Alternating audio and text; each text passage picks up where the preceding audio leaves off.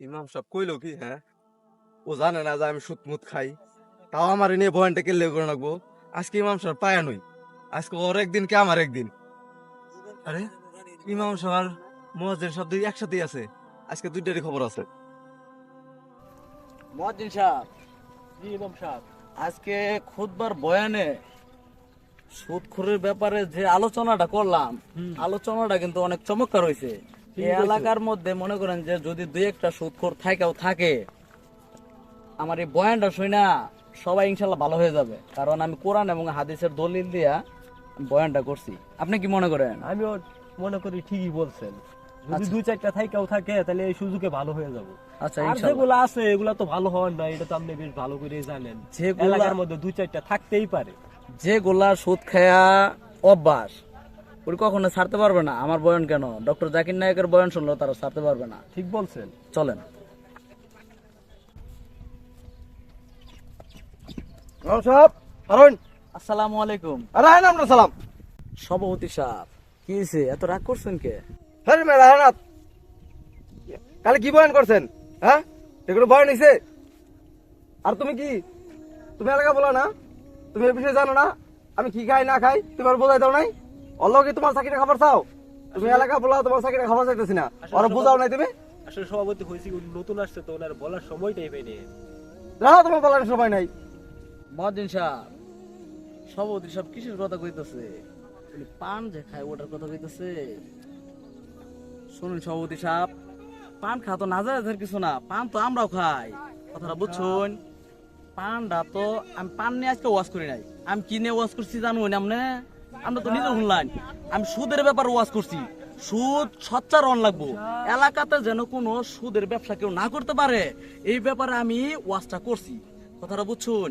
এলাকাতে দেখবেন আমার ওয়াজ শোনার পর 2-3 দিন পর থেকে দেখবেন যে সুদ বন্ধ হয়ে গেছে। আর যদিও থাকে আমার খালি কবাইন কঠিন পানিশমেন্ট আছে। ইসলামের মানে ছায়াতলে যারা আছে ওরা শান্তিতে আছে, যারা ইসলামের ছায়াতলে নাই ওরা শান্তিতে নাই। কোরআন এবং হাদিসের আয়াত দিয়া আমি তাদেরকে সারিস্তা করে দেবো। আপনি খালি বলবেন আমাকে। হ্যাঁ মিয়া, আপনার পানের কথা কইছি। আমি যে সুদ খাই জানুন না, ঠিক আছে বয়ান করছুন হারা গেছে। আমার মনোজাতা মন্দির নিয়ে ঢুকাই দিছুন মিয়া। আমার নাম যে আমিন, এটা জানুন না? হ্যাঁ, আমি তো এটা জানি, কিন্তু মনোজাতা মন্দির সবার ফাঁস করে দিছুন আমি সুদ খাই, মনোজাতা বলে দিছুন। আমিন আমিন করে কবে আর কইছুন? সবাই কই আমিন আমিন করে সিলেট আছে, তো সবাই জেনে গেল আমি সুদ খাই। মজিন সাহেব, ওনার নাম নিয়ে বর্ধমান আমি কখন করলাম? যখন মুনাজাত ধরলেন না, হ্যাঁ। বারবার আমরা বললাম না আমিন আমিন, হ্যাঁ। উনি সেটাই মনে করতেছে ওনার নাম আমিন নিয়ে বলছে। আরে আপনার তো সভাপতি সাহেব কিছু জানেন না, একদম বলদ মূর্খ। এই মিয়া, আমার বলো তো আর গণ্য মূর্খ না, আমি কিছু বুঝি না। আমি যে সুদের টাকা পাই পাই করে হিসাব করে নেই, ওটা বুঝি না, ভুল কথা বুঝে পারতাম। এই ওরা যেন সামনে শুক্রবার যেন মসজিদে না দিই, এক সপ্তাহ হোক সামনে সপ্তাহ মসজিদে না দিই, ঠিক আছে? আমি অন্য ইমাম খুঁজে দেখবো। ইমাম সাহেব কাম তো সারছে, আমরা চাকরি তো গেলই, লগে তো আমারটাও যাই। রিজিকের মালিক তো আল্লাহ সুবহানাহু ওয়া তাআলা। মানুষ সৃষ্টির 50,000 বছর আগেই আমার ভাগ্যে কি আছে এটা আল্লাহ সুবহানাহু ওয়া তাআলা লিখে দিয়েছেন। আর পবিত্র কোরআনের মধ্যে মিনিমাম 8টা জায়গায় এই সুদ সম্পর্কে আল্লাহ সুবহানাহু ওয়া তাআলা বলেছেন। এবং সূরা বাকারার মধ্যে 275 নম্বর আয়াতের মধ্যে বলছেন যে আমি সুদকে হারাম করেছি এবং এই ব্যবসাকে হালাল করেছি। এই কথা আল্লাহ সুবহানাহু ওয়া তাআলা কোরআনের মধ্যে বলেছেন। অতএব আপনারা এটা কি করছেন? সুদটাকে আপনারা হালাল করে নিছেন, এটা ঠিক না। আল্লাহ সুবহানাহু ওয়া তাআলাকে ভয় করুন এবং তওবা করে আল্লাহ সুবহানাহু ওয়া তাআলাকে ভয় করে তওবা করে আপনি ইসলামের ছায়াতলে চলে আসুন। আর যদি এটা আপনি না করেন, কাল কিয়ামতের মাঠে আল্লাহ এবং আল্লাহ রসুলের বিরুদ্ধে আপনি যুদ্ধ করার জন্য প্রস্তুতি নিয়ে থাকেন। রাখেন আপনার মরার পরের কথা, আগে হন পাইছা লই। এই ওরা কইছিলাম না সামনের সপ্তাহে দাঁড়াবি, কালে সূর্য ওঠার আগে যে নরে এলাকার ভিতরে না দিই আমি, ঠিক আছে? আর তুইও রেডি হয়ে থাকিস, তুইও কিন্তু বেশি বার বাইরে গেছ। কোনো ইমাম সাহেব কোনো বলে না, জান দাদা এই নিয়ে যা। ইমাম তখন সুদ নিয়ে বয়ান করিস, দিছি তখন চাকরিটা খায়া, তখন চাকরি খুঁজগা। সুদ নিয়ে বয়ান করস না, আমার এলাকায় থেকে আর সুদের বয়ান করবি।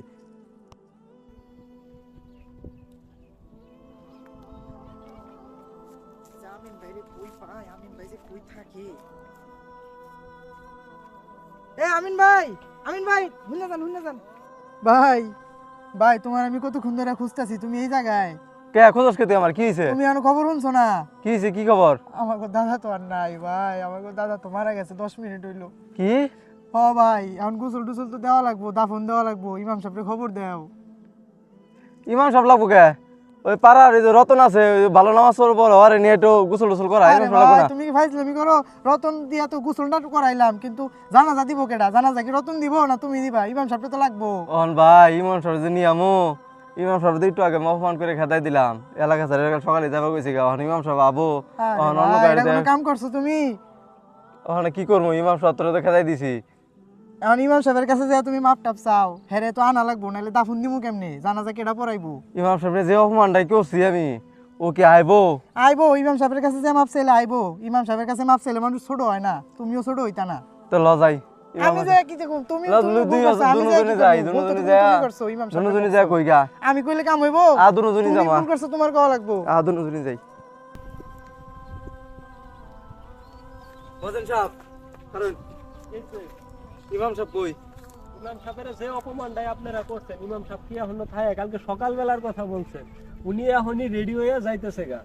ও কই আছে, কই আছে? কো এই সামনে সাইকেলটা আনতে গেল, সাইকেলটা নিয়ে আর কি বের হয়েছে। ওনার দরকার আছে আমার একটু। ভাইজান ইমাম সাহেবের কাছে ইমাম ভালো করে সাহেবকে মাপ বললে কি চাইতেছে। আপনি থাকবে নাকি? আপনি যে অপমান করছেন, ইমাম সাহেবকে করছেন তো করছেন, আমারও করছেন, আমিও তো আর আপনার চাকরি করবো না। যান যায় দেখেন যদি কত বুঝায় রাখতে পারেন। ভাইজান তাড়াতাড়ি লন ভাইজান, তাড়াতাড়ি লন, ইমাম সাহেব আটকান লাগবো ভাইজান, চলেন। ইমাম সাহেব, ইমাম সাহেব আপনি কোথায় যাচ্ছেন?